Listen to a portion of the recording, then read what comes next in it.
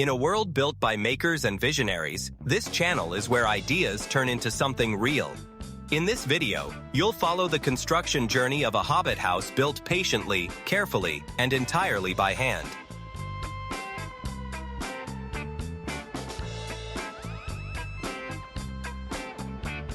Aloha's work comes from a lifelong love of nature's flowing, curved shapes, paired with bioarchitecture influenced by Antonio Gaudi's legacy. This is a journey of imagination rooted in earth, timber, and craftsmanship, where vision turns into shelter and dreams turn into home.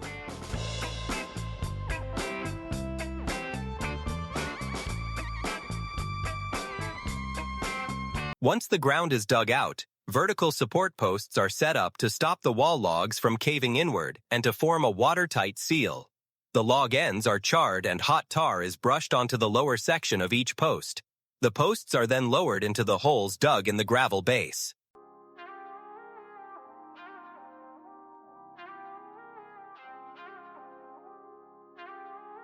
Heavy stones are pounded and packed tightly around the posts. This dense packing builds structural stability and locks the assembly firmly in place. The upright support posts then become fully rigid and unable to shift.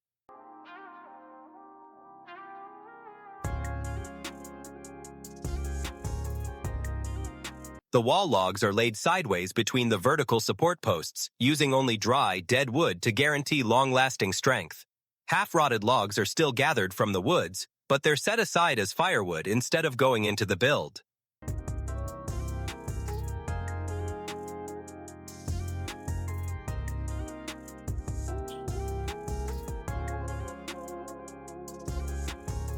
Log placement gets mapped out ahead of time to dodge obstacles and keep the installation running smoothly. Ropes and sturdy digging bars help control the logs, steer them into place, and stop them from rolling away.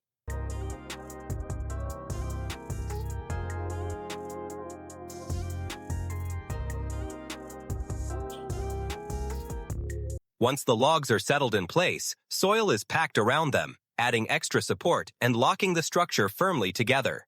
This packing also keeps the logs from settling or shifting later on, especially in the buried sections.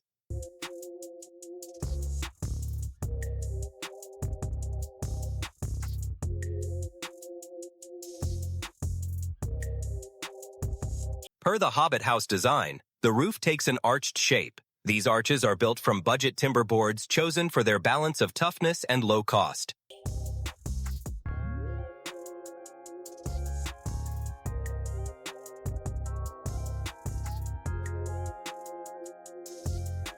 To shape each arch, the bending starts by setting the timber boards into a wooden jig, with several stakes hammered into the ground to spread out the pressure evenly. The boards are bent gradually to find the tallest curve possible without breaking.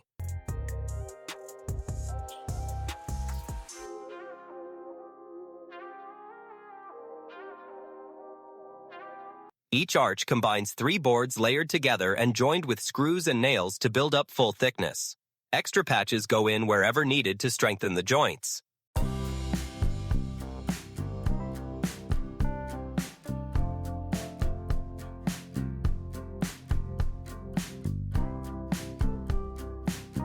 Notches are carved into the log walls to hold the arches. Each notch's width and depth are measured carefully for a tight fit, so the timber arches sit firmly with no gaps. This pairing strengthens the bond between the horizontal wall logs and the arched roof above.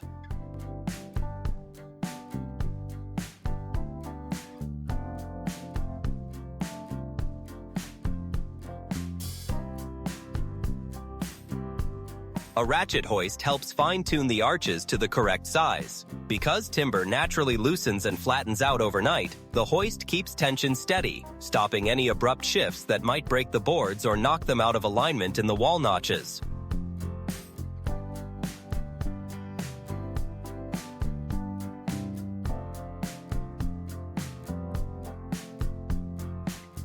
Temporary wood braces and jacks hold the arches steady during installation. These braces keep the curved timber sections from moving, taking the load off the visible roof and the hidden joint points in the log walls until the whole piece is locked into place.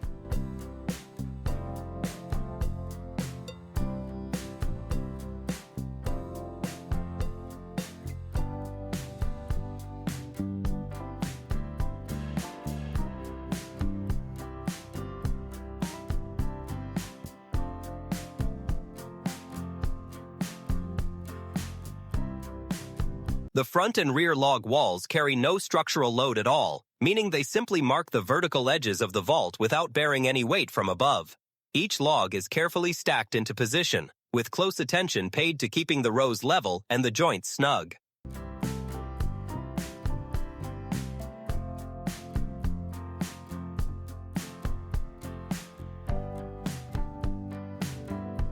A T-beam goes in beneath the arched roof, running from the front log wall to the rear one.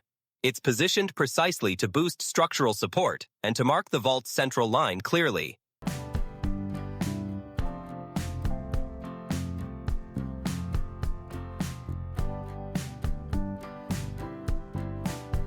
Next comes the main support post. A rectangular notch is cut into the timber so it fits tightly under the lower edge of the T-beam. This cut lets the post serve as a steady vertical brace, channeling the load from the beam above safely down to the base.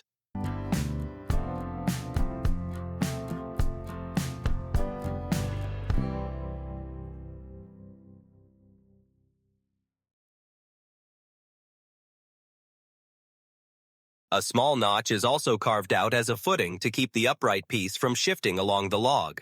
This recessed cut anchors the post's base in place, working like a mechanical block against any side-to-side motion. This small but useful detail keeps the vertical post aligned over time, even as nearby materials settle or move due to ground moisture. The post's base goes into position first. Then the top end gets lifted carefully, raising the whole assembly by roughly 10 centimeters. This gradual slow lift lets the T-beam settle evenly down onto the post, ensuring the load transfers correctly without disturbing the nearby logs or the foundation below. Next, diagonal lattice braces in a diamond pattern go up. This lattice strengthens the vault, keeping it steady against forward, backward, and sideways shifts, as well as outside forces.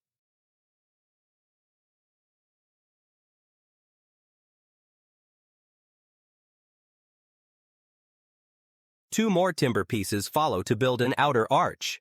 The outer braces handle the stretching forces from bending, while the inner brace manages the squeezing forces.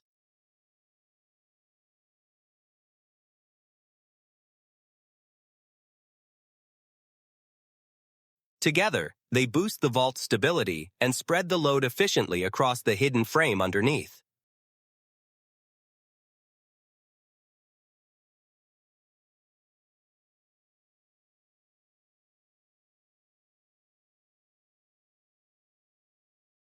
Next, the outer roof braces go up, building the frame that will carry the waterproof layer. 2 layers of insulation, the clay seal, the earth mound, and the expected snow weight all factor into the design.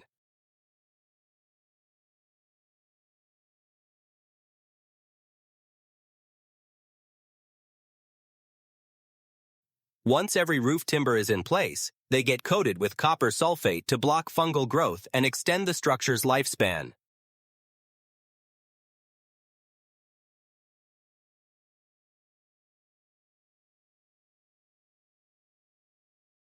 To shield the build from weather, a temporary plastic sheet covers the roof to keep it dry until work picks up again.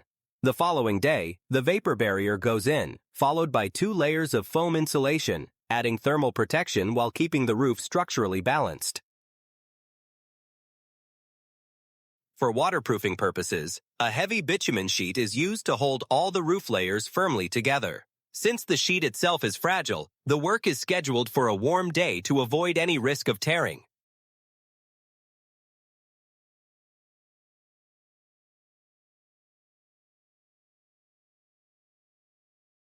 The seams of the bitumen sheet are sealed together using a careful heating technique. Each section gets gradually warmed until the material turns soft and sticky, allowing the sheets to fuse together into one secure surface.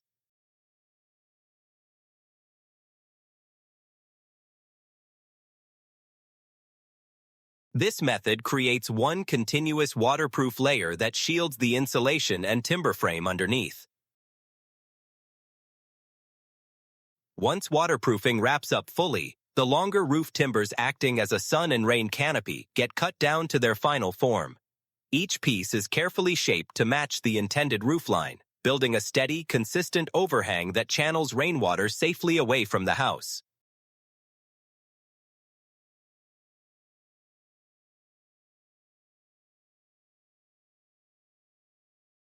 The cuts are handled with great care, so the canopy blends smoothly with the finished roof, offering reliable shielding against sun and rain, while also boosting the overall appearance of the Hobbit house's visible front section.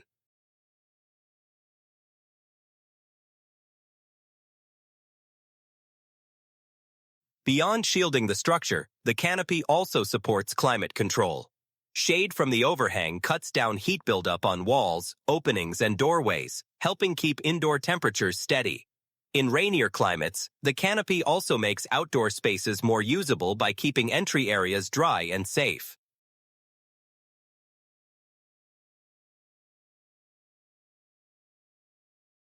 Metal flashing goes in by bending sheet metal to a 90-degree angle, letting it hold the grass turf while tracing the roof's curve. Each piece is shaped carefully to form a seamless edge and keep the soil contained once the earth layer goes on top.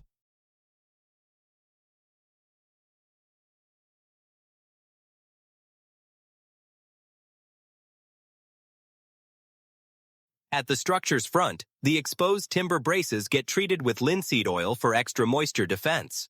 This treatment boosts the timber's resistance to water soaking in and weather damage, working alongside the metal covers for added protection.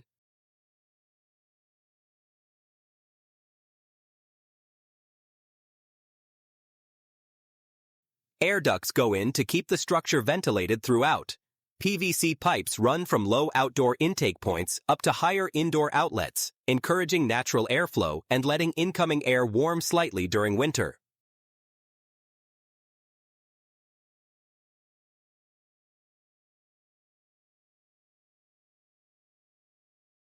The ducts get wrapped in insulation to cut heat loss and condensation, and the surrounding soil is gently packed to hold them firmly without bending or damaging them.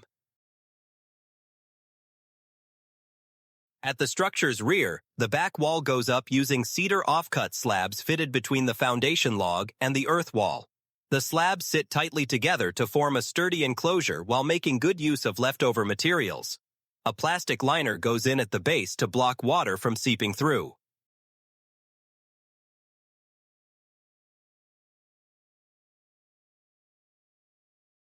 The Hobbit house's main frame is now finished and ready for the finishing details that will help it merge naturally into the landscape around it. The wood stove's chimney pipe goes in to vent smoke and combustion gases safely and efficiently.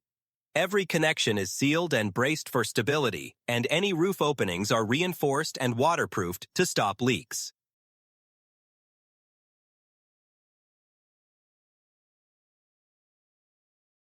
The pipe is lined up carefully with the stove's outlet, keeping a safe distance from anything flammable to meet safety codes.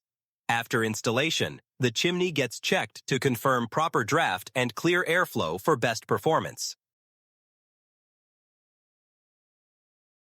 The next step covers the roof so it blends naturally into the landscape. Soil gets packed and shaped gently over the roof to create a stable base, while a clay seal goes on to keep it from sliding once the turf layers go on top. The clay seal is mixed in a cement mixer with straw to boost tensile strength and stop cracking. It then goes on by hand, pressed and molded into one continuous layer. This hands-on process stretches across several days as care goes into achieving even thickness and solid adhesion to the roof timbers and insulation below. The clay seal works as a reliable stabilizer even through rain, wind, and seasonal swelling or shrinking. Its flexible nature lets it follow the curves of the arched roof, forming a base that's both solid and adaptable for the living layer above.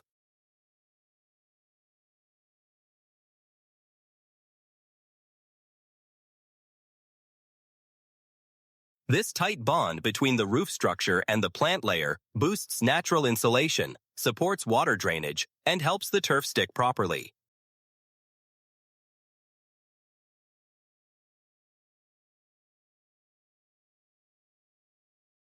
After the clay seal goes on, more clay and subsoil get added to build stepped terraces tracing the vault's curve, echoing a Mayan pyramid. Each step gets leveled and packed carefully to stop the turf from sliding.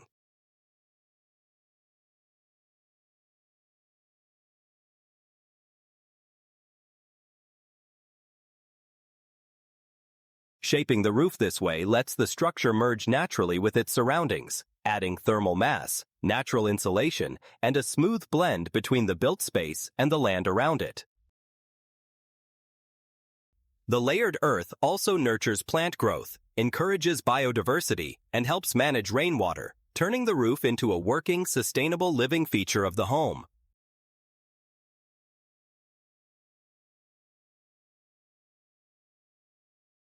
The grass turf comes from the original ground cleared from the house site, the future mound, and the path leading to the home. Each piece of turf gets placed onto the prepared soil and clay seal, then pressed firmly for full contact with the surface below.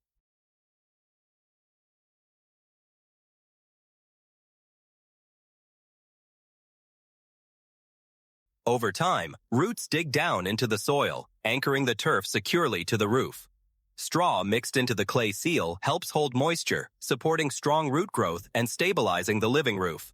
As the grass grows in, it forms a self-sustaining green cover that blends with the surrounding landscape and strengthens the authentic Hobbit house feel. For the front wall, a load-free frame goes up to hold the glass front. Logs get hoisted into position using ropes and metal bars, with each one trimmed to fit around the vertical posts.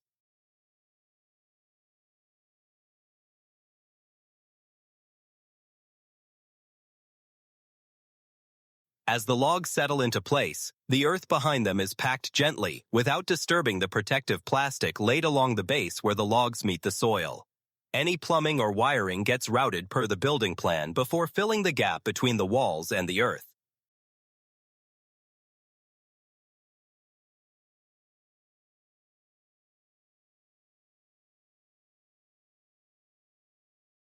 Working with logs is approached as a flexible, creative process, allowing tweaks through added blocks or trimmed pieces as the build demands.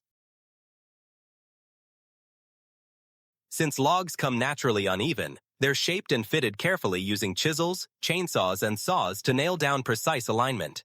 Foam fills the gaps between logs and ceiling joints, blocking cold air from getting in. This insulation step boosts the wall's thermal performance, cutting heat loss and reducing drafts.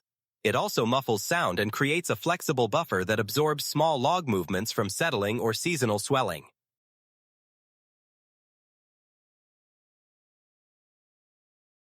The next day, Aloha's friend, a skilled carpenter, shows up to cut a channel for the glass wall. The channel first gets marked with two parallel lines, each 5 mm wider than the triple pane glass is thick.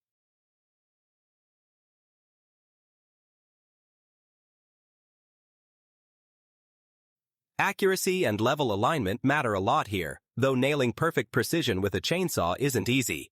Chainsaws excel at clearing large amounts of material fast, but they fall short of hand tools for fine precision.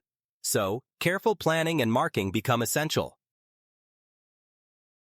Tiny deviations can creep in easily, and even slight unevenness can create pressure spots or gaps when fitting delicate materials like glass. To fix this, the channel gets cleaned and leveled using a wooden chisel.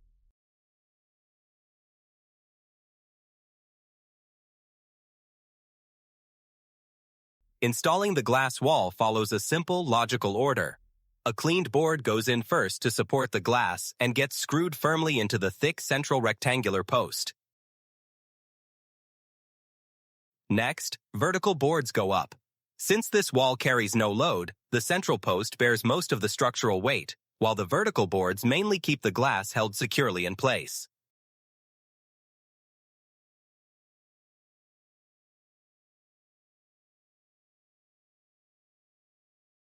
Along the arched section of the opening, an extra curved board goes in to serve as the top frame for the polycarbonate glass, letting the glazing sit evenly and stay secure.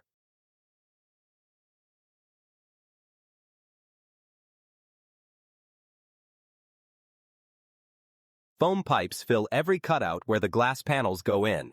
By soaking up small movements and adjusting for minor irregularities in the wood, they prevent pressure points and lower the risk of cracking.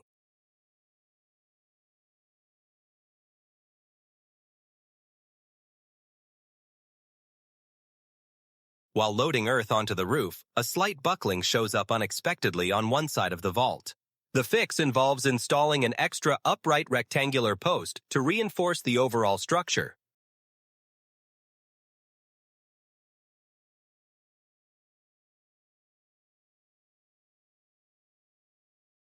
To make room for this new support, the front wall logs get pre-trimmed by roughly 2 inches, letting the post fit properly and line up with the existing frame.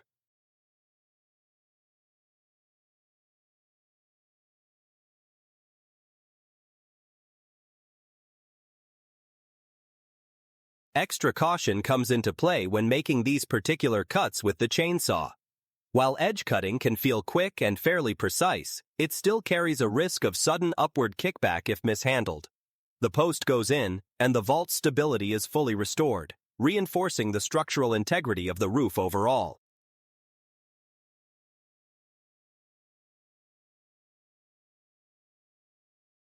After every glass panel is installed, the small triangular section at the top gets finished off with polycarbonate, a choice that pays off well. It forms one continuous clear surface, keeping the opening's graceful curve intact. Adding polycarbonate to both the front and back is recommended for extra insulation and protection. For the door, a sheet of plywood forms the main panel itself. A geometric cutout in the center holds the glass in place, letting more natural light flow into the home while adding a design touch that echoes the distinct aesthetic of a Hobbit-style dwelling.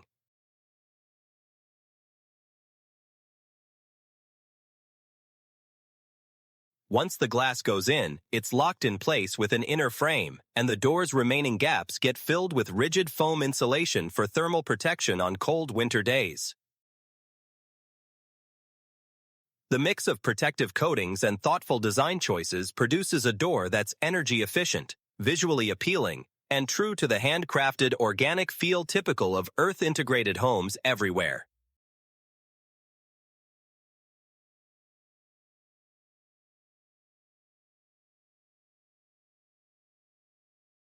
If you've stuck with us through the whole video, we want to sincerely thank you. Your support means everything to the entire team behind this project. You're one of our most loyal viewers, and we genuinely appreciate every bit of it. We're working hard to make our next video even better for you. If you enjoyed this one, please consider liking the video and subscribing. It helps more than you'd guess. Thanks again for sticking with us and supporting this work. Faux leather along with decorative cap nails are often used to finish off the inner side of the door. Since the door itself is fairly heavy and sturdy, properly rated hinges go in to keep it operating smoothly and reliably over time, while safely bearing the panel's full weight.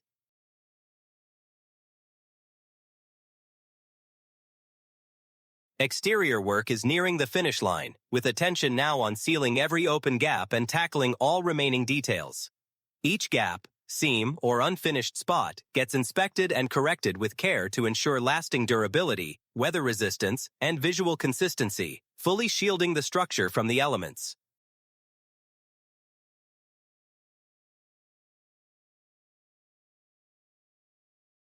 Plywood gets shaped into a decorative curved form for the windowsill, with contours designed to echo the roof's arches above.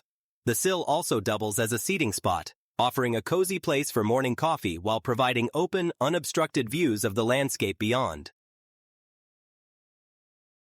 Living in this Hobbit-style home goes well beyond just having a roof overhead. It's a genuine connection to the earth below, to the natural cycles of light and weather, and to the joy found in handcrafted design. It's a small world where creativity, comfort, and nature blend together in perfect balance, sparking a lasting sense of peace and wonder.